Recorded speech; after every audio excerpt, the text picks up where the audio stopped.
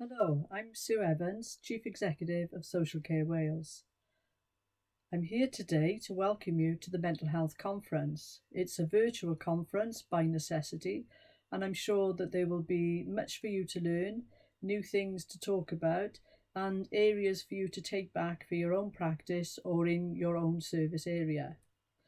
Just a little reminder, this mental health workforce plan is one of the elements we're developing in response to the joint health and social care workforce strategy that HEIW and Social Care Wales developed after a long consultation and submitted to government in December 2019. And we said in that strategy that there were many priority areas where we needed to develop more detailed workforce plans. Mental health was one of those priority areas. So hopefully the conference today will help us start to think about what are the critical things we need to include in that joint workforce plan. So I'm looking forward to hearing some of the other presenters to see how we're going to use some of the existing good practice, think about some case studies. What does that mean in terms of workforce planning, skills gaps, knowledge gaps? So that specific mental health workforce plan is going to help us respond to the needs of future patients and service users as we go forward. So we'll be jointly developing the plan. That's ourselves, Social Care Wales, and Health Education Improvement Wales, but very much in partnership with the sector, frontline practitioners, managers, and leaders. And the scope and shape of that plan will emerge from events like today. From a Social Care Wales perspective, we will also be developing a range of other plans, so domiciliary care workers and plans for qualified social workers. And obviously we will need to make sure those align across with our mental health workforce plan to make sure that the knowledge and the skills that we are developing together, whether you're a health professional or a social care professional, complement each other and support us, particularly when we're trying to meet the needs of people who may have both a physical health need and a mental health need.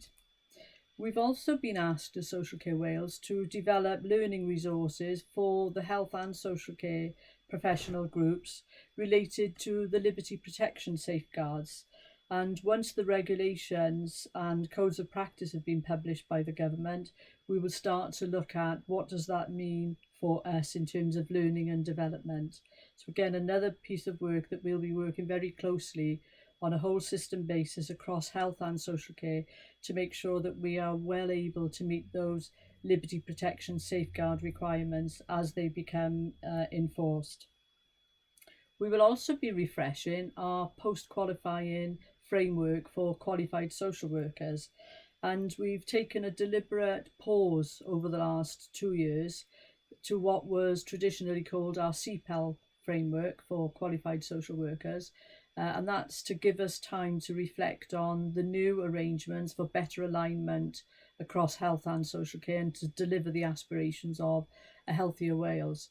So that opportunity to ensure that post-qualifying framework focuses on mental health and the liberty protection safeguards puts us in a very strong position that we'll have a framework to take forward some of those learning and development areas. So lots of things that we're doing for the social care sector on our own, and HEIW will be developing plans for clinical professions as well.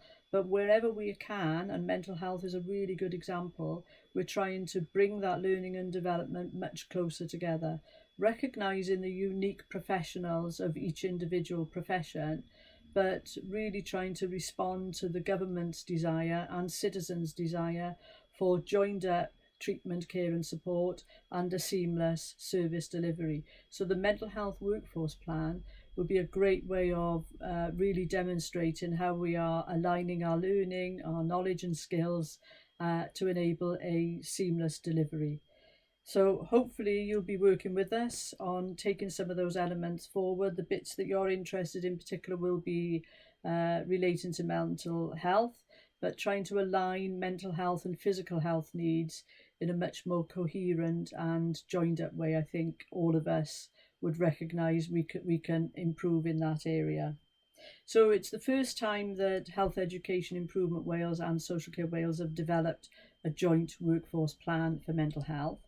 But I think we can build on the great work we did together to develop the overarching health and social care workforce strategy, which again, I just to remind you, we submitted in December 2019.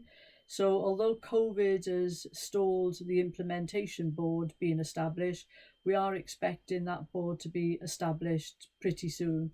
And we look forward to working with you and other colleagues in making sure the whole system moves together on an improvement journey, and we do that together at the same time.